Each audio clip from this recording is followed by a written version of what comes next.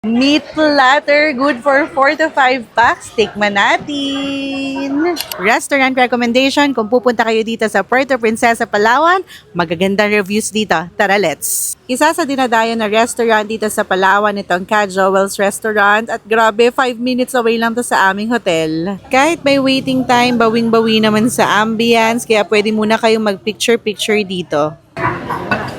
Pork sinigang, tikman natin. Iba yung asim niya. Guys, tingnan nyo! Ang sarap! Ito yung menu nila, pero ang pinili kasi namin is itong meat lovers nila na 2,100 pesos. Meron na yung crispy pata, baby back ribs, grilled chicken, beef buffalo steak, longganisa, ensaladang talong, and then rice platter. Then, nag-order lang din kami ng sinigang para meron naman tayong sabaw. Cheers! In fairness, malambot ang kanilang baby back ribs. Saucy. Yung longganisa nila, hindi puro taba. Beef bulalo steak. Akala ko nung una yung bulalo nila may sabaw. Hindi ako mahilig sa beef, pero ito hindi malansa. Never go wrong sa grilled chicken.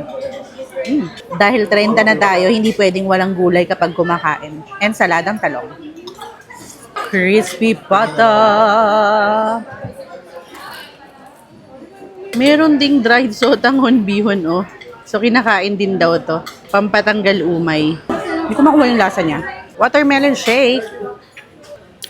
Fresh. Then, si Mama mango shake. Sarap din. Kung ang tanong nyo ay kung marirecommend ko ba to, yes na yes. Ang sarap. Sulit dito. Ganda pa ng ambience. Mababait din yung server. Ito yung address nila and bukas naman sila everyday. Check nyo na lang din yung Facebook page nila para sa updated schedule. Etong Ka Joel's, 5 minutes away lang to sa aming hotel. So, ang aming buong hotel tour at aming Palawan Adventure, i-upload ko na lang yan sa aming YouTube channel, Team Agad Vlogs.